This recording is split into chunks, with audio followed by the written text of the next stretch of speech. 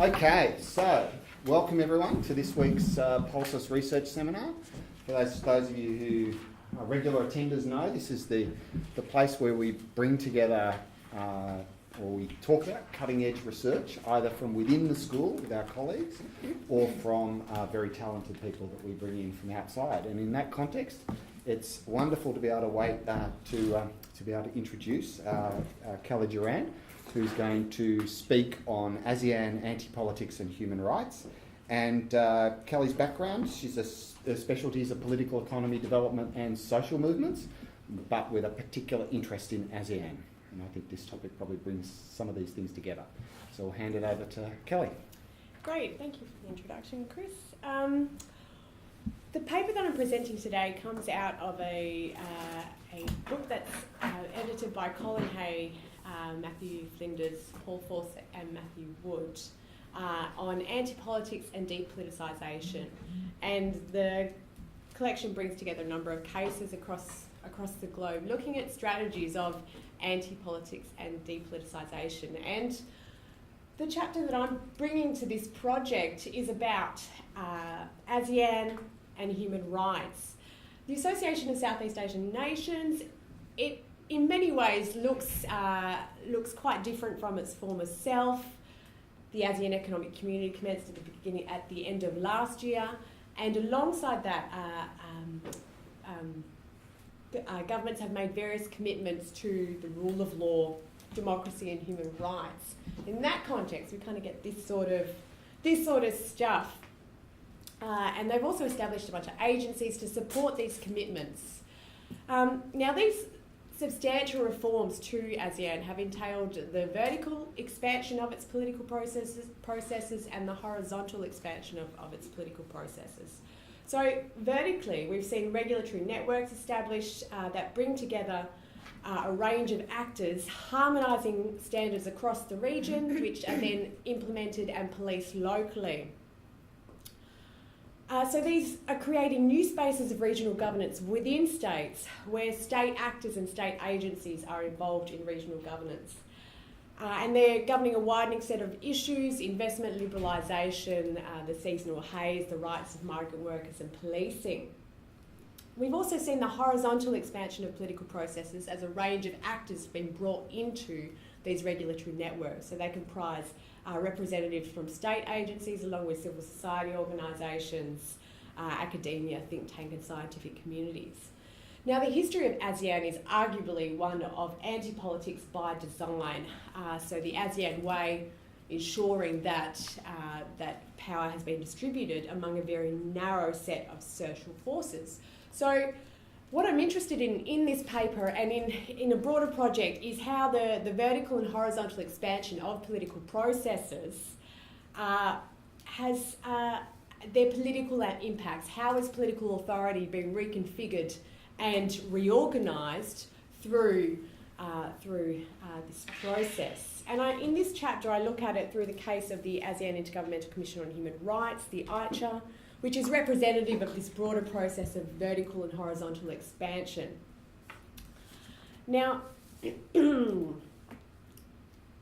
existing accounts of ASEAN and human rights, the Commission on Human Rights, look at its form and trajectory, the form and trajectory of this new agency as a process of normative change.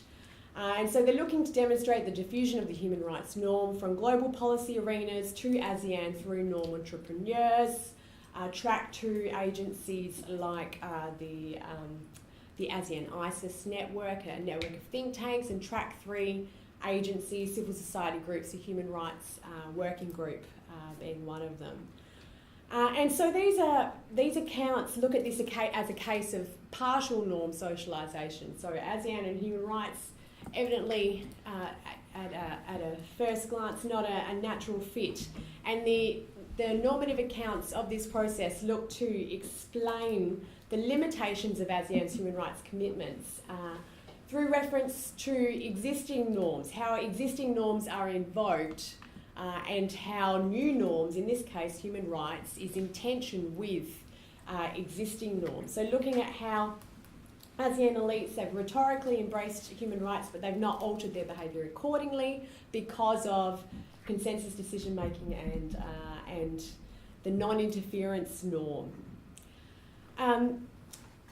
Other accounts look at ASEAN's evolving agenda around human rights as a legitimising tool, but states preferences for existing norms and render these commitments insignificant. In the chapter, I look at how common to all these explanations is limited analysis of how the apparent acceptance of new norms can empower particular actors and how these relate to broader conflicts among competing social forces. These accounts also don't engage significantly with how existing norms have been deployed in practice. And so invoking the existing norms to explain the weakness of new norms and ASEAN's, in this case ASEAN's human rights commitments, also as Mona Lee Crook and Jackie True have looked at, it assumes that the content of norms, whether existing or new, is fixed. And so these accounts are very much overlooking the socio-political conflicts that the process of normative change is embedded in, and including as a part of that the material aspects and how the adoption and promotion of new norms can advance particular interests at the expense of others, and in doing so ameliorate or marginalise or address particular conflicts. So I'm coming at this from looking then at how normative change has sat within the existing configuration of social forces and the conflicts that have been attached to this process of normative change. So I situate it then within looking at this through the lens of anti-politics and de-politicisation.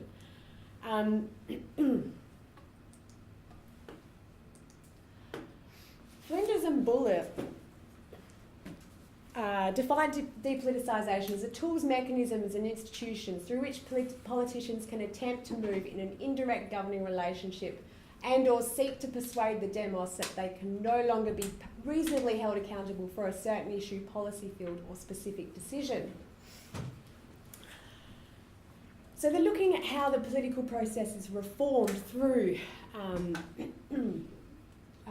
particular acts.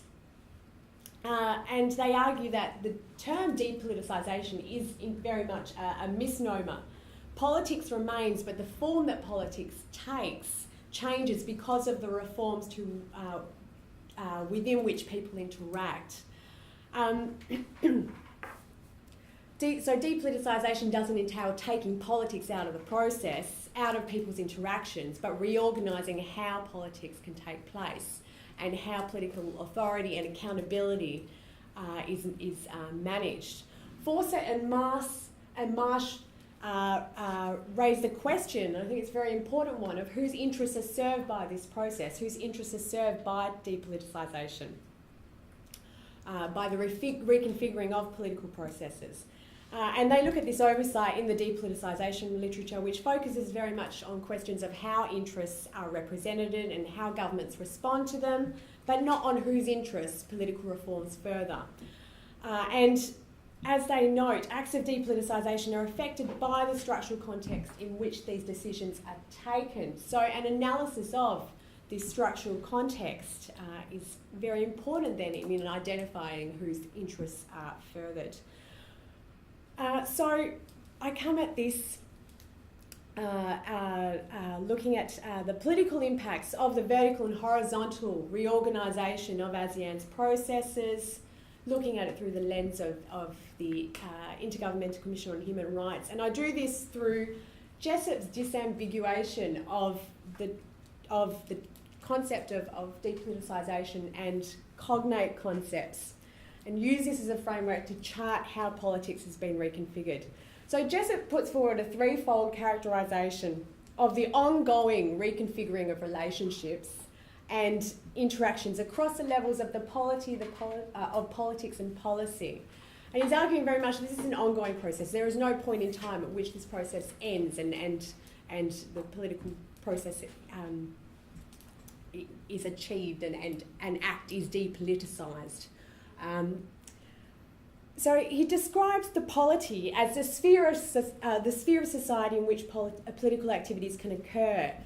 And this is the institutional architecture of the political field. It's very so the process here is on defining what is counted as the political field, and an emphasis very much on what the boundaries are and how those boundaries are maintained. So differentiating the political field from what are understood as non-political spheres like religion, the economy, law, education or science. He talks about the level of politics then as the formal and informal practices that shape the exercise of state power. So this contrasting with the former in that the polity is presumed to be relatively stable. It's an instituted space, and at the institutional architecture as defined in which politics takes place. The politics are the dynamic and the contingent activities that take place across both formal and informal political spheres. And finally, the third level of policy is the outcome of what goes on at the level of the polity and the politics. This being concerned with the specific fields of state intervention or non-intervention, particular decisions, abstention or intervention.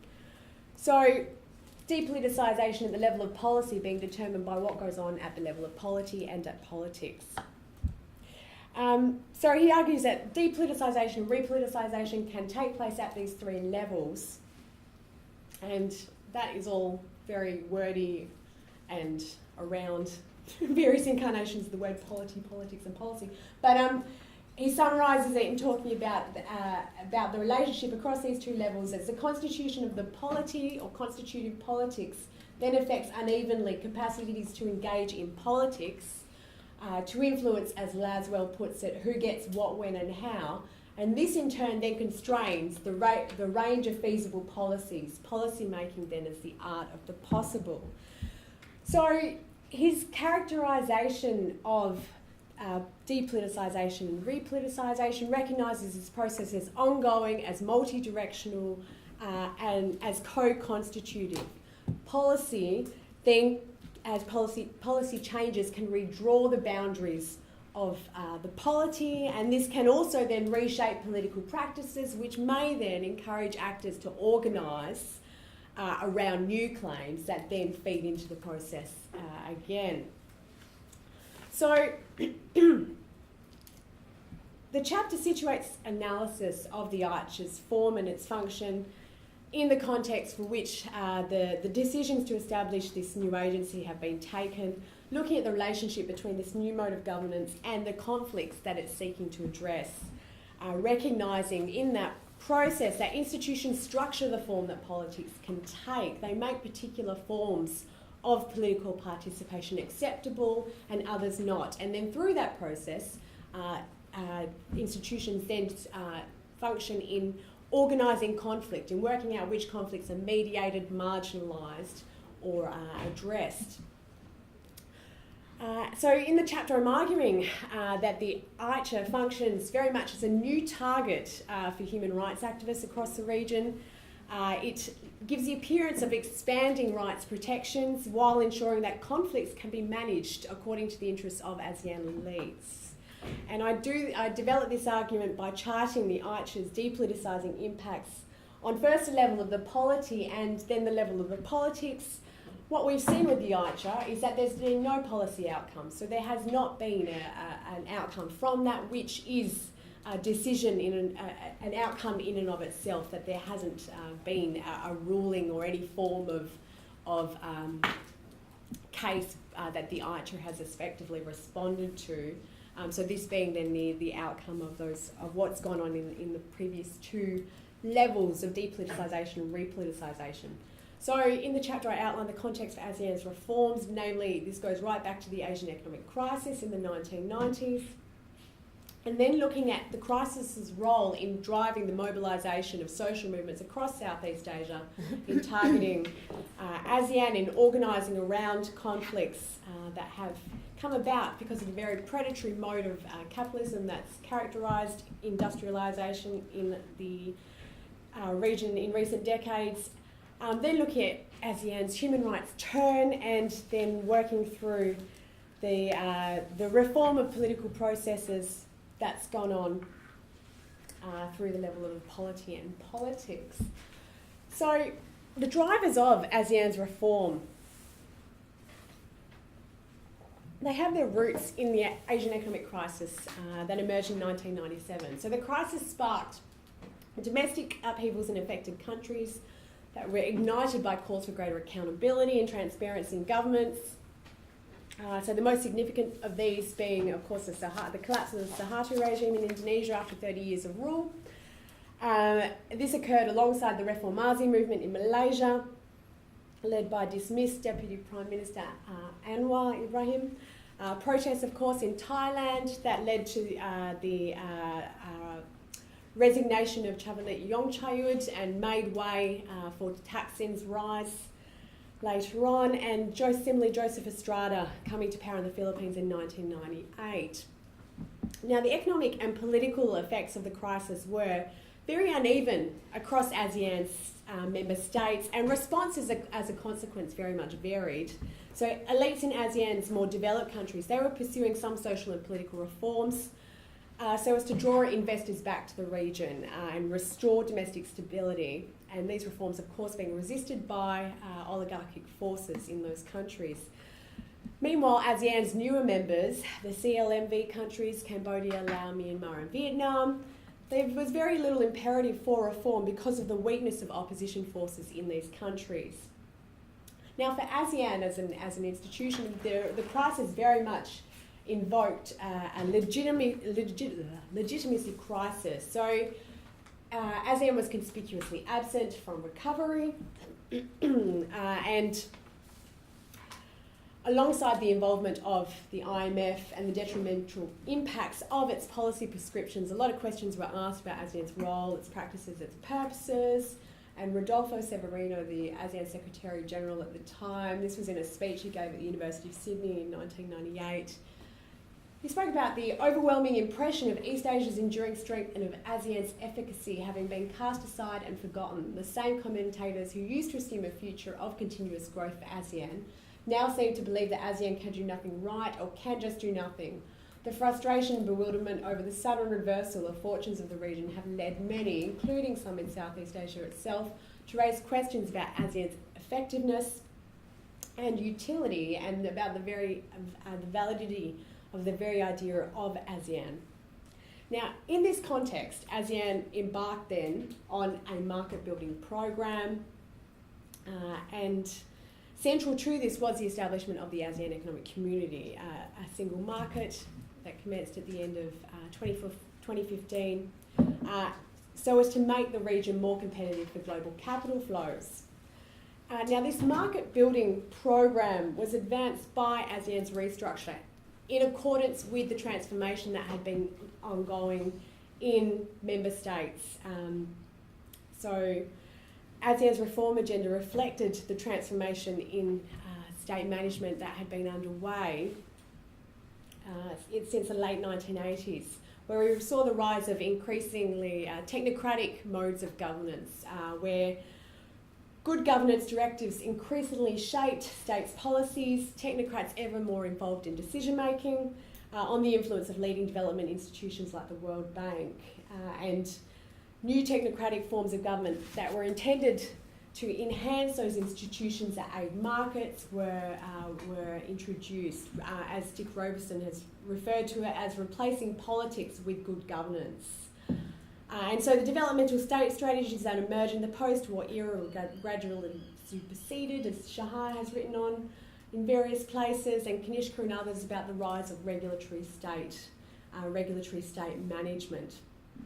So ASEAN was increasingly organised around a regulatory framework mirroring the transformation that was going on in states, and this is seen through the various regulatory networks that have been established over the past decade.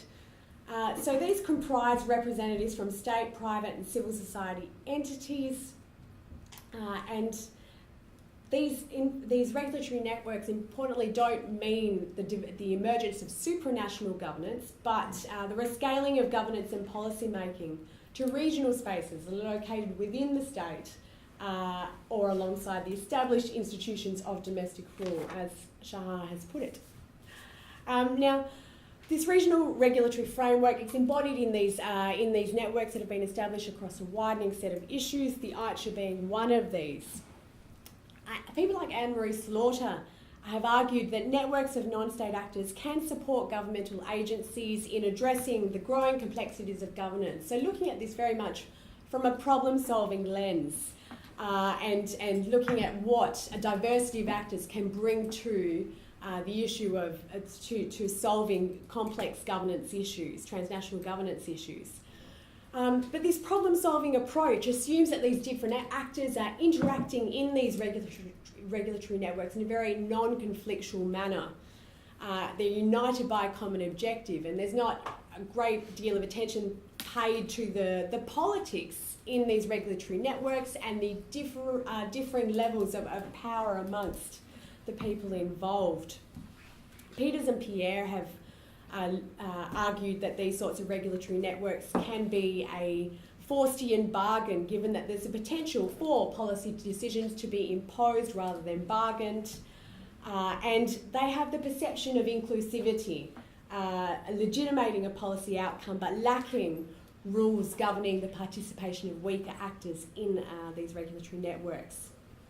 So in the case of ASEAN, Lorraine Elliott has highlighted how member states have very much established these regulatory networks for the purpose of enhancing their own power and authority. So of course the process of regional regulatory reform is not uncontested, given that the rescaling of the governance of an issue is going to privilege particular actors, particular interests at the expense of others, and then this of course is going to lead to conflicts as actors are trying to control whether an issue is governed at the domestic scale or at the regional scale, and how that interacts with the distribution of resources at the national scale. And this, in the Southeast Asian context, the region's political economy and the conflicts that have emerged around the reconfiguring of this political project reflect the process of state-led development in Southeast Asia that's seen the fusing of state and business interests, where business interests have developed a very vast influence over public policy. And so the attempt to make the region more globally competitive by liberalising cross-border flows of goods, services, labour and capital has been strongly contested then by relevant coalitions. And this has meant that the process of liberalisation has been very variegated across sectors, with relevant coalitions competing across governance scales over how to organise the domestic economy and how that intersects with this larger project. And these struggles then resulting in greater levels of economic integration in some sectors. For example, architects are really in favour of the regional movement of labour for architects because they already have an existing system of recognition for qualifications. But other industries, like the medical professions, are very much opposed to the movement of doctors and nurses and recognising skills across countries because they have very little to gain from this and in fact have put together a protectionist arrangement for medical professions. So the level of integration across the project across the region is very varied, it's very uneven, depending on whether or not national agencies have and from that then the region's oligarchs have potential to gain from the process of liberalisation. Okay, I keep forgetting I have slides. That's the ASEAN community. So the Asian economic crisis, it very much drove this market building program that's been very contested. At the same time, it drove mobilisation across the region, drove the regionalisation of activism across Southeast Asia. Civil society organisations were a crucial organising force in the wake of the crisis, leading calls for greater transparency and accountability in governments and measures to address corruption. Now, activism was increasingly regionalised in response to ASEAN's reform, this idea that an ASEAN community, like the European community, like the European Union, would develop. So people were mobilising around as well ASEAN's politicisation of issues that had typically been the purview of civil society organisations like rights for migrant workers, human rights, environmental protections, people trafficking, those sorts of issues. So ASEAN officials were saying that they were going to be doing things about these sorts of issues, and civil society groups then began collaborating across countries, and they were coming from common experiences of organising around issues arising from states' narrow pursuit of growth, like land evictions, deforestation, child trafficking, sex tourism. This very much provided fertile ground for organisations that had been very nationally confined to then be regionalising their advocacy. So there was the establishment of a number of regional networks and the development of ASEAN-focused activities within existing groups like the Southeast Asian Women's Caucus on ASEAN, the Asia-Pacific Refugee Rights Network and others. They've done a number of things in terms of advocacy targeting ASEAN, including disseminating guides on how to work through the ASEAN architecture, and also holding this ASEAN People's Forum or ASEAN Civil Society Conference that's been held annually now for over a decade. The key group there is the Solidarity for Asian People's Advocacy Network, and it's functioned quite effectively in bringing together groups that have historically been very atomised and also very divided within a national context. So there's been, with ASEAN's reform and the development of an ASEAN community, there's been a willingness from a number of key actors at the national level to pursue alliances across issues, across countries, and creating these cross-sectoral alliances in what has been a historically very atomised sector. Now, human rights have historically been absent from debate and discussion in ASEAN forums. Invoking the non-interference norm, ASEAN elites have been able to confine the governance of human rights to the domestic scale, and conflicts there have been very readily managed according to elite interests. Similarly, the Asian values argument that was promoted in the 1990s by Hamatia and Lee Kuan Yew have similarly functioned in challenging the universality of human rights and attempting to confine human rights conflicts to the domestic scale. Now, in a radical shift, ASEAN leaders agreed that they would establish an Intergovernmental Commission on Human Rights, and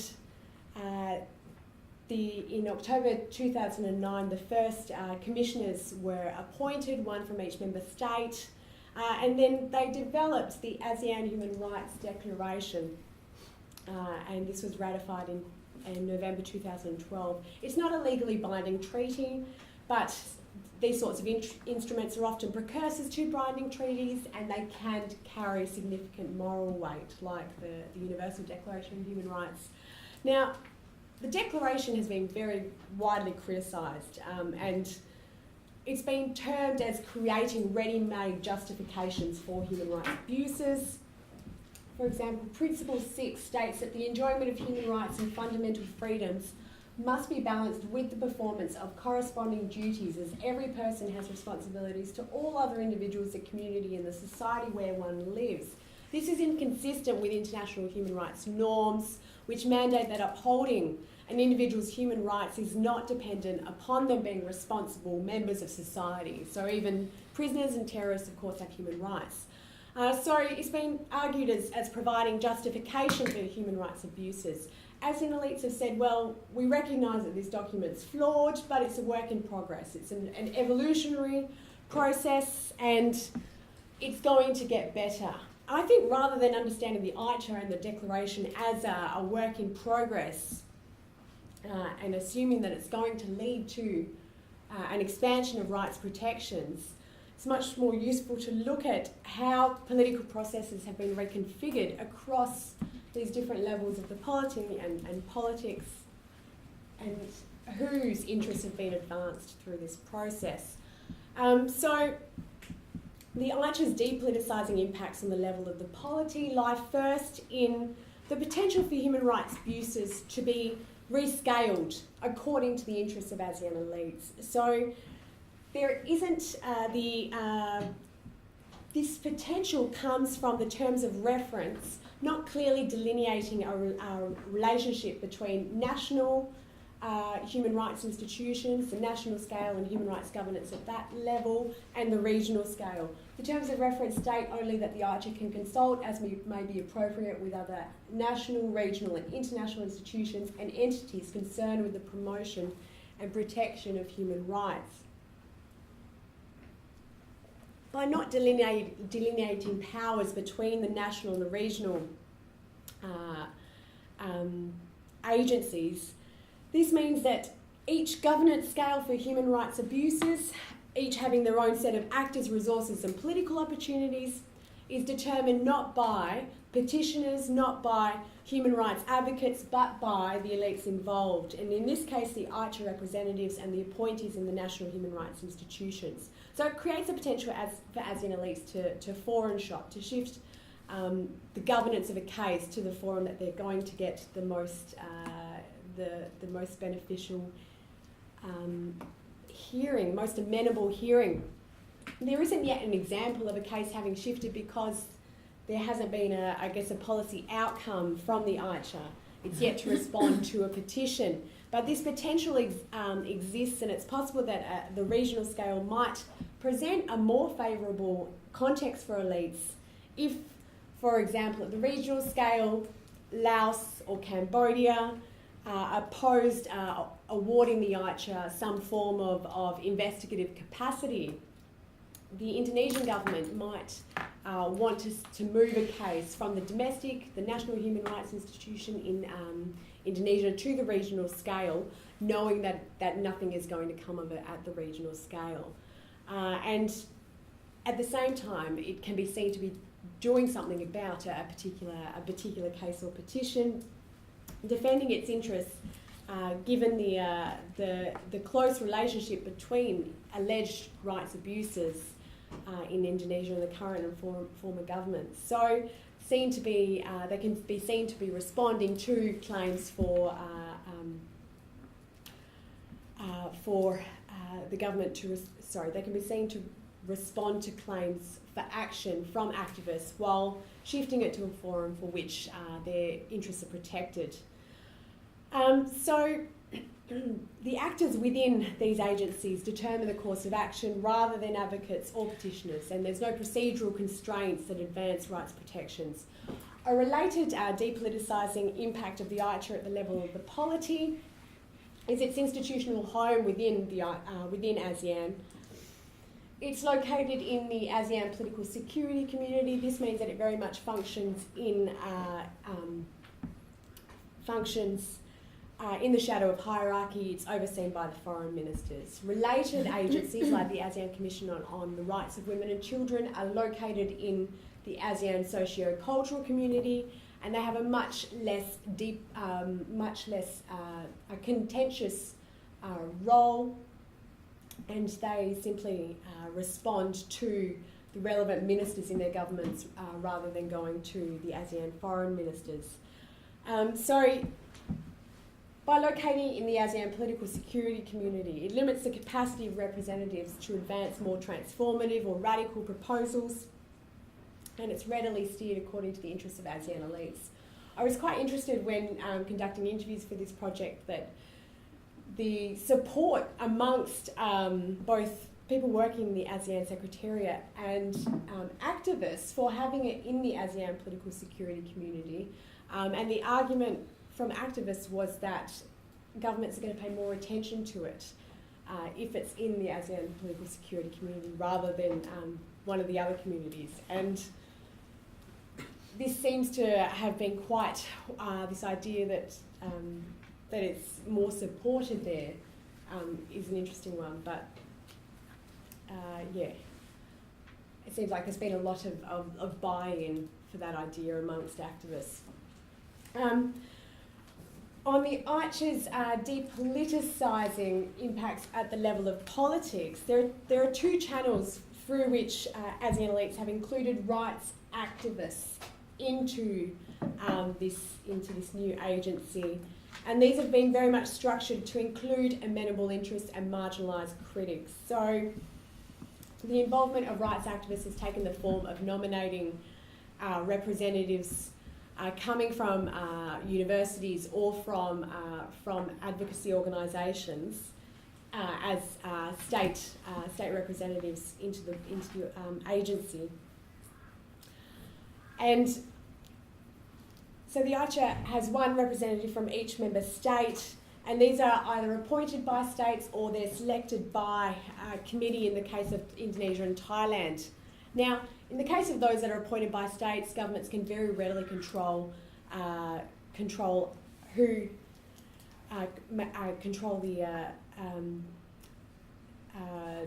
the selection of representatives that advance the interests of ASEAN elites is clearly demonstrated in the case of the Malaysian AICHR representative, Tan Sri Muhammad Shafi Abdullah. Shafi was appointed in 2009 and reappointed in 2013. And he's the personal lawyer of Malaysian Prime Minister Najib Razak. He's very close links with the ruling party. He's actually acted in a number of cases that have been criticised by international human rights organisations, including acting as counsel for the state government of Negri Sembilan in its appeal against cross-dressing. So, by supporting the state government in this case. It was enacting, punishing transgender citizens for cross-dressing and ruling that this was, and supporting the state government in its ruling that this was unconstitutional. So there's clearly, those countries that directly appoint their representatives, there's clearly scope for ASEAN elites to put forward representatives that protect their interests. The Indonesian and Thai practice of having a selection committee that appoints representatives has created some diversity within the agency. It includes one activist and one academic. And the process of electing these people in Indonesia and Thailand has taken the form of a selection committee putting together calling for nominations, putting together a list, and then selecting a representative from a pool of candidates. This has created some diversity within the organisation, but the capacity for these individuals to exert any influence is very much impeded by their marginal role. And despite the public nomination process, these people are very much still decided by ASEAN elites. On the second way in which ASEAN elites have engaged rights activists through the AICHR, they've held consultations with civil society organisations. Again, access is very much being managed by political elites to include supporters and marginalised critics. So they've very much steered these according to their preferences and ensuring that conflicts cannot be addressed through these channels. So the de-politicising impacts of the AICHR, they're very much demonstrated in the case of Sombas Somphone. He was an environmental activist that was disappeared in December 2012. So he was the co-chair of the Lao National Organising Committee for the Asia-Europe People's Forum that was held in October 2012. A number of critics at this forum spoke out against human rights abuses in Laos. And on the evening of 15th of December, CCTV footage shows Sombath being stopped at a police checkpoint, walking towards the policeman station there, then getting into a pickup truck and being driven away, followed by two motorcyclists, and he's not been seen since. The police haven't released the CCTV footage, but they showed it to his wife, and she recorded it on her phone and uploaded it to YouTube. attracted a lot of attention from rights advocates across the globe. Now, the Lao government responded to the missing persons report and public calls from across the globe for an investigation by issuing a number of statements and reports, all of which say that Sombath's disappearance is related to a personal conflict or a conflict in business. The International Commission of Jurors asserted that there's very reasonable grounds to believe that Sombath was the victim of an enforced disappearance. Now, advocacy groups have organised around his disappearance and sent petitions to the AICHR. The AICHR reportedly discussed this case at a meeting. Nothing came of that. And Indonesia, Philippines, Thailand and Myanmar have publicly said, well, they want the AICHR to do something about this case, but their hands are tied. So they are seen as catering to domestic activism around this issue, and others they're seen as responding to claims from civil society groups to which they are directly accountable to or responsive to. But of course, nothing happens at the regional level, with other members invoking the norms of consensus and non-interference to protect their interests. So the project of reforming ASEAN, I argue, has entailed this vertical and horizontal expansion of political processes, creating new spaces of regional governance within state apparatuses and involving a greater diversity of actors within policy making and implementation in ASEAN.